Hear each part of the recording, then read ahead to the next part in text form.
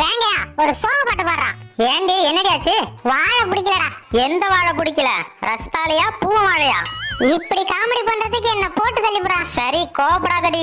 எங்க நம்ம வேலைக்காரனை காணோம்? அடிமரத்துல உட்கார்ந்துருக்கு பாரு அந்த தடிமாடு. என்னடி பண்ணிட்டு இருக்கான்? விளக்காமத்தை எடுத்துட்டு போய் கூட்டுடான்னு சொன்னா அத என்ன லட்சணத்துல கூட்டிட்டு இருக்கான் பாரு. 21 22 23. அட அறிவு கட்டவன. குப்பைய கூட்ட சொன்னா விளக்காமத்துல எத்தனை குச்சி இருக்குன்னு கூட்டிட்டு இருக்க நீ. அத விளக்கமா சொல்ல வேண்டியதானே?